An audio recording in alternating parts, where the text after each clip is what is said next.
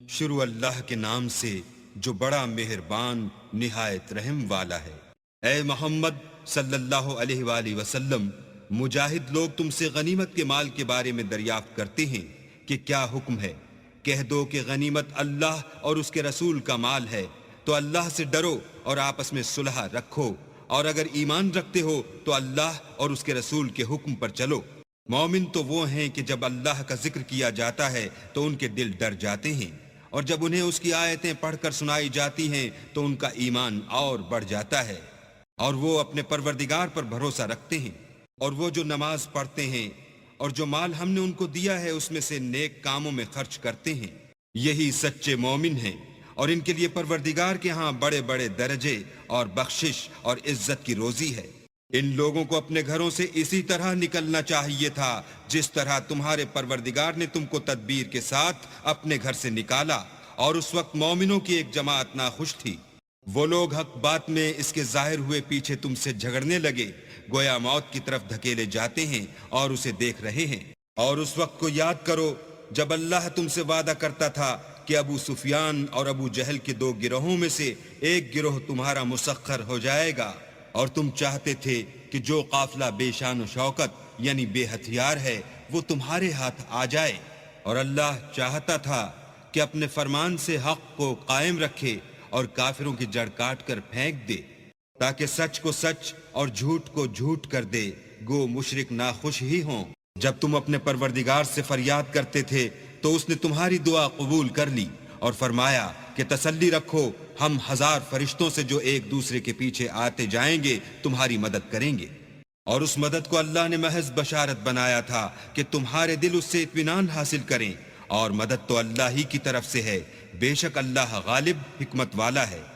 جب اس نے تمہاری تسکین کے لیے اپنی طرف سے تمہیں نیند کی چادر اڑا دی اور تم پر آسمان سے پانی برسا دیا تاکہ تم کو اس سے نہلا کر پاک کر دے اور شیطانی نجاست کو تم سے دور کر دے، اور اس لیے بھی کہ تمہارے دلوں کو مضبوط کر دے اور اس سے تمہارے پاؤں جمائے رکھے۔ جب تمہارا پروردگار فرشتوں کو ارشاد فرماتا تھا کہ میں تمہارے ساتھ ہوں، تم مومنوں کو تسلی دو کہ ثابت قدم رہیں، میں ابھی ابھی کافروں کے دلوں میں رعب و ہیبت ڈالے دیتا ہوں، تو ان کے سر مار کر اڑا دو اور ان کا پور پور مار کر توڑ دو۔ یہ سزا اس لیے دی گئی کہ انہوں نے اللہ اور اس کے رسول کی مخالفت کی، اور جو شخص اللہ اور اس کے رسول کی مخالفت کرتا ہے تو اللہ بھی سخت عذاب دینے والا ہے۔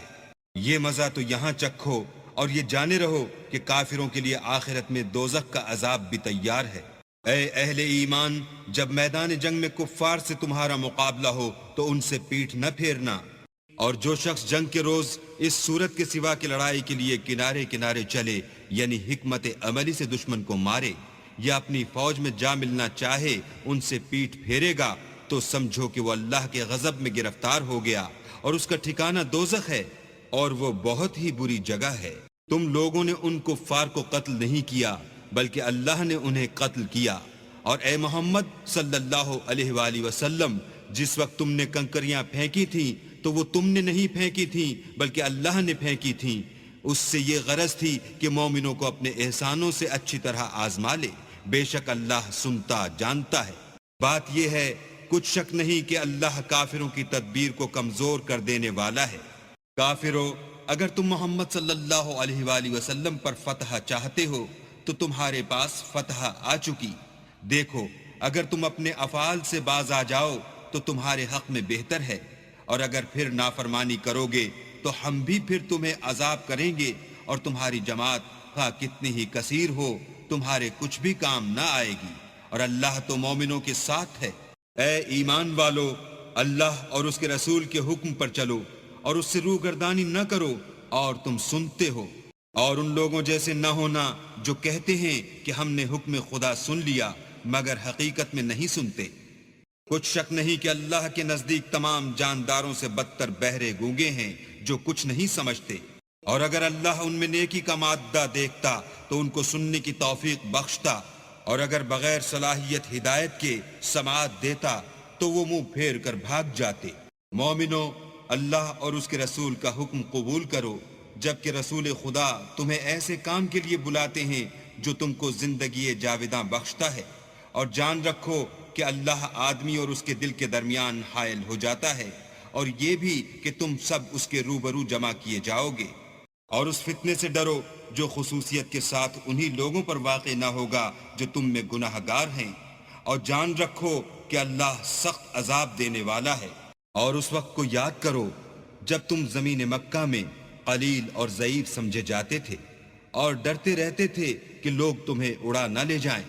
یعنی بے خانما نہ کر دیں، تو اس نے تم کو جگہ دی اور اپنی مدد سے تم کو تقویت بخشی اور پاکیزہ چیزیں کھانے کو دیں تاکہ اس کا شکر کرو۔ اے ایمان والو، نہ تو اللہ اور رسول کی امانت میں خیانت کرو اور نہ اپنی امانتوں میں خیانت کرو، اور تم ان باتوں کو جانتے ہو، اور جان رکھو کہ تمہارا مال اور اولاد بڑی آزمائش ہے، اور یہ کہ اللہ کے پاس نیکیوں کا بڑا ثواب ہے۔ مومنو، اگر تم اللہ سے ڈرو گے تو وہ تمہارے لیے امر فارق پیدا کر دے گا، یعنی تم کو ممتاز کر دے گا اور تمہارے گناہ مٹا دے گا اور تمہیں بخش دے گا، اور اللہ بڑے فضل والا ہے۔ اور اے محمد صلی اللہ علیہ وآلہ وسلم، اس وقت کو یاد کرو جب کافر لوگ تمہارے بارے میں چال چل رہے تھے کہ تم کو قید کر دیں یا جان سے مار دیں یا وطن سے نکال دیں، تو ادھر تو وہ چال چل رہے تھے اور ادھر اللہ چال چل رہا تھا، اور اللہ سب سے بہتر چال چلنے والا ہے۔ اور جب ان کو ہماری آیتیں پڑھ کر سنائی جاتی ہیں تو کہتے ہیں یہ کلام ہم نے سن لیا ہے، اگر ہم چاہیں تو اسی طرح کا کلام ہم بھی کہہ دیں، اور یہ ہے ہی کیا، صرف اگلے لوگوں کی حکایتیں ہیں۔ اور جب انہوں نے کہا کہ اے اللہ، اگر یہ قرآن تیری طرف سے برحق ہے تو ہم پر آسمان سے پتھر برسا یا کوئی اور تکلیف دینے والا عذاب بھیج، اور اللہ ایسا نہ تھا کہ جب تک تم ان میں سے تھے انہیں عذاب دیتا، اور نہ ایسا تھا کہ وہ بخشش مانگیں اور انہیں عذاب دے۔ اور اب ان کے لیے کون سی وجہ ہے کہ وہ انہیں عذاب نہ دے، جبکہ وہ مسجد محترم میں نماز پڑھنے سے روکتے ہیں، اور وہ اس مسجد کے متولی بھی نہیں ہیں، اس کے متولی تو صرف پرہیزگار ہیں لیکن ان میں کے اکثر نہیں جانتے۔ اور ان لوگوں کی نماز خانہ کعبہ کے پاس سیٹیاں اور تالیاں بجانے کے سوا کچھ نہ تھی۔ تو تم جو کفر کرتے تھے اب اس کے بدلے عذاب کا مزہ چکھو۔ جو لوگ کافر ہیں اپنا مال خرچ کرتے ہیں کہ لوگوں کو اللہ کے رستے سے روکیں، سو ابھی اور خرچ کریں گے، مگر آخر وہ خرچ کرنا ان کے لیے موجب افسوس ہوگا، اور وہ مغلوب ہو جائیں گے، اور کافر لوگ دوزخ کی طرف ہانکے جائیں گے، تاکہ اللہ پاک سے ناپاک کو الگ کر دے اور ناپاک کو ایک دوسرے پر رکھ کر ایک ڈھیر بنا دے، پھر اس کو دوزخ میں ڈال دے۔ یہی لوگ خسارہ پانے والے ہیں۔ اے پیغمبر، کفار سے کہہ دو کہ اگر وہ اپنے افعال سے باز آ جائیں تو جو ہو چکا وہ انہیں معاف کر دیا جائے گا،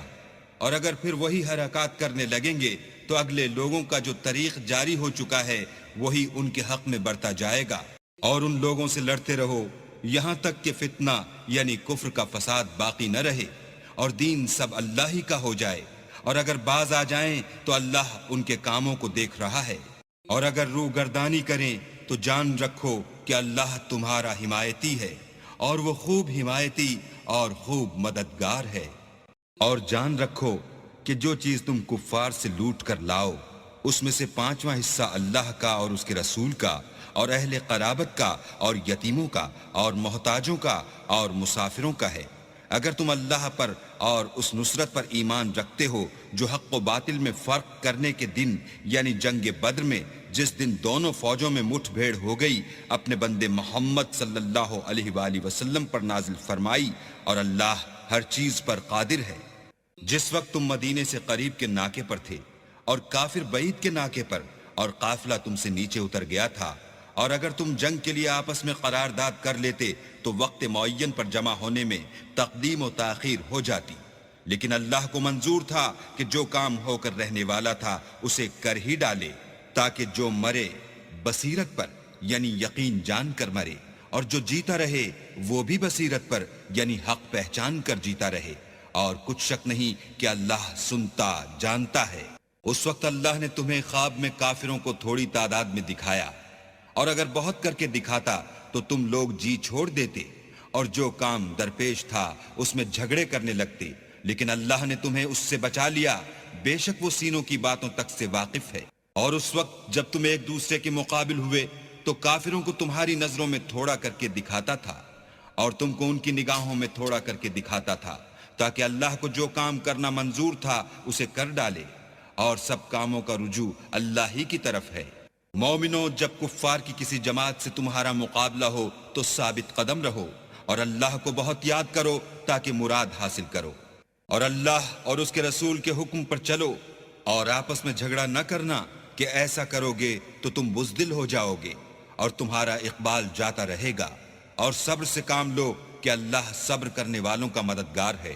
اور ان لوگوں جیسے نہ ہونا جو اتراتے ہوئے یعنی حق کا مقابلہ کرنے کے لیے اور لوگوں کو دکھانے کے لیے گھروں سے نکل آئے اور لوگوں کو اللہ کی راہ سے روکتے ہیں، اور جو اعمال یہ کرتے ہیں اللہ ان پر احاطہ کیے ہوئے ہے۔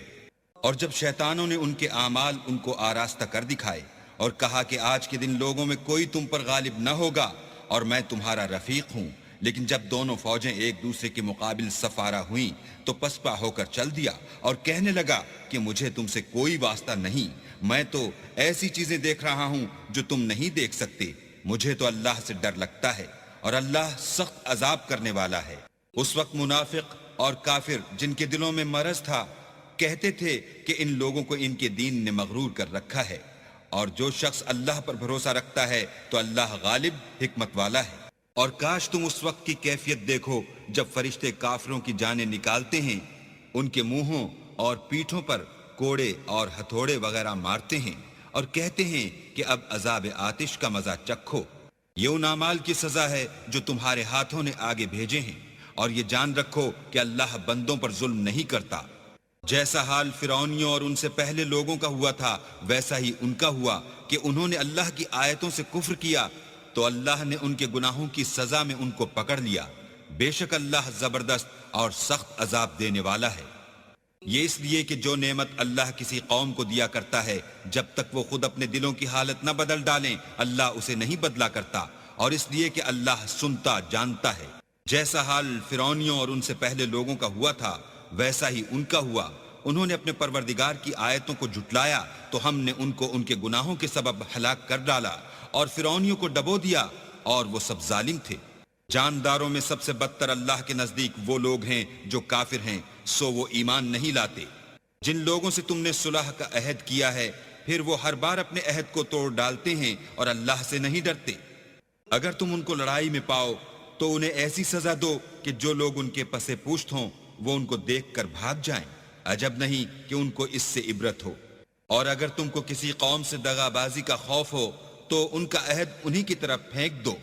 اور برابر کا جواب دو، کچھ شک نہیں کہ اللہ دغا بازوں کو دوست نہیں رکھتا۔ اور کافر یہ نہ خیال کریں کہ وہ بھاگ نکلے ہیں، وہ اپنی چالوں سے ہم کو ہرگز عاجز نہیں کر سکتے۔ اور جہاں تک ہو سکے فوج کی جمعیت کے زور سے اور گھوڑوں کے تیار رکھنے سے ان کے مقابلے کے لیے مستعد رہو کہ اس سے اللہ کے دشمنوں اور تمہارے دشمنوں اور ان کے سوا اور لوگوں پر جن کو تم نہیں جانتے